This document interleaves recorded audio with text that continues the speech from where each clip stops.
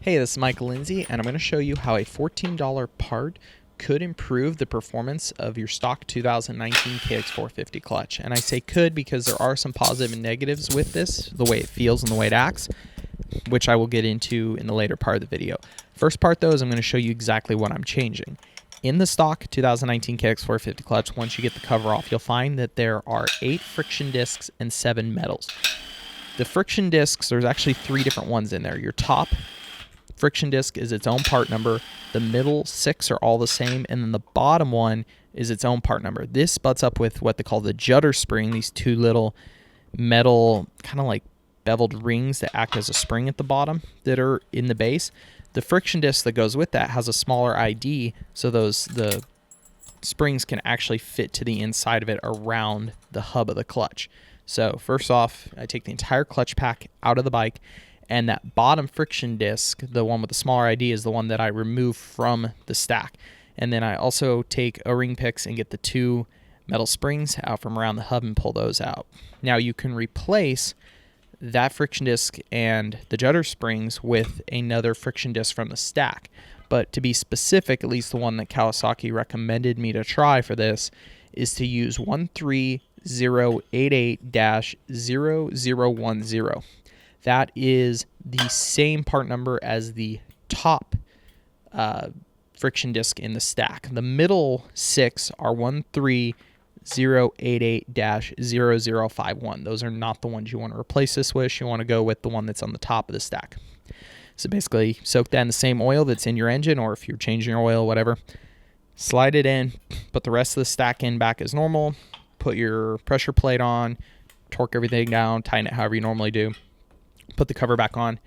That's pretty much it. Now you have gone rid of the jutter spring. Now the jutter spring itself acts as a little bit of a damper inside of the clutch, and it's kind of interesting because with the 2019 KX450, this is of course the first year Kawai's had hydro on their 450. It's the first of the Japanese motocross models to come with a hydro, and it's produced by Nissan, unlike the Brembo or Magura units that we find on the Husqvarna or KTM. Personally, those units, while I know a lot of people like them, it takes a little bit of adaptation period for me to get used to them. They're very on-off, especially the Brembo of the two. It just doesn't have a lot of modulation, and the engagement period is pretty short on the clutch, it feels like. The Magura is a little bit better, but the Nissan has done pretty well, at least in rider feedback and testing this year's shootouts, because the engagement length feels a lot more similar to a cable clutch. But I also know a few people that think maybe there's a little bit too much free play to it, and that it can be a little bit vague. And part of the reason that is, personally, I'm not a huge clutch user, but even when you're mid-corner on the KX450, if you have the clutch at a steady engagement point as you're going through a corner, basically sliding the clutch, you can feel it kind of lurching underneath you or kind of stuttering even though you have the lever at a static position. That's because that jutter spring flexes, and when the bike's under load and power, it's flexing the jutters, and it's allowing the clutch pack to basically move a little bit and kind of change where it's at in its engagement.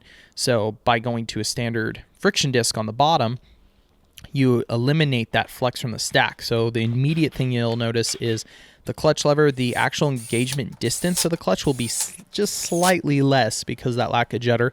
It'll be a little more initially precise. You'll have a little bit less delay when you hit the engagement point because that jutter won't have to flex. So the clutch will be a little bit snappier, a little bit more responsive to small motions, and it won't basically stutter or change as much mid-corner as you have the clutch engaged. That's basically the positives. It could be a possible negative or positive. For me on starts, it's a little bit harder to creep the bike. I personally like to, have on the front brake and slide the clutch up to the point the bike's kind of creeping. The jutter made it a little bit easier to do that. Without it, it's a little more of an on-off feel. Some guys like that static load, knowing that right at the end of the clutch's feel to pop it on the start. So that kind of depends on how you like to do your starts and how you manage your clutch release. It may be a positive or negative, but the ultimate per se negative, and it's the reason why it didn't come with this plate setup stock, is the jutter also increases the lifespan of the clutch a little bit. What some OEMs have run into if they don't have jutters in the bike, like with the Honda and the Kawi, is if you have a very abusive clutch user on the bike, they can break the stock plates a little bit easier. So this is the warning from Kawi, and it's kind of the reason why when they went through all their durability testing, why they ended up with a jutter stock is it's a little bit better for lifespan. I find when they run this just a standard friction at the bottom of the stack, the clutch plates, of course, will wear a little bit more because they're engaged a little more constantly. And like I said, if you're a really heavy clutch abuser, you can actually break the discs occasionally, of course, like I said. So this is something to weigh, positive, negative, depending upon how heavy you use the clutch. If you're looking for more precision, but you're not that abusive, this could be a really good part switch for as cheap as it is. But if you're also really heavy on the clutch abusing side, you may want to double think trying this out. Like I said, the cool part is, it isn't a very expensive part to try. Retail, it's about $14. If you want to jump on chatmoto.com, throw in the code ML512 at checkout, save yourself a few dollars. You can get it even cheaper. Heck, if you've got another buddy with a KX450 at the track, you could literally pull their pressure plate off, pull their top friction disc out, swap it out and try it. It's a really simple, like I said, change out that gives it a little bit more of a snappy response, a little bit more performance in some riders' minds. While of course we would all like to have really high-end clutches, whether it be instant recluse, that's not always the option. So here's something just a little bit cheaper to try. If you give it a shot, let me know in the comment section your thoughts. I'd like to hear kind of from a range of riders what they think of doing these style of mods. And like I said, this is just one of a couple of videos we'll be uploading next few weeks for some little small tips and tricks I've been testing on the KX450 last few weeks. So if you want to learn more about it, make sure you hit subscribe. I've got a full build I'm doing on one of these bikes, and then along with all the parts testing I've been doing on the standard one that I have.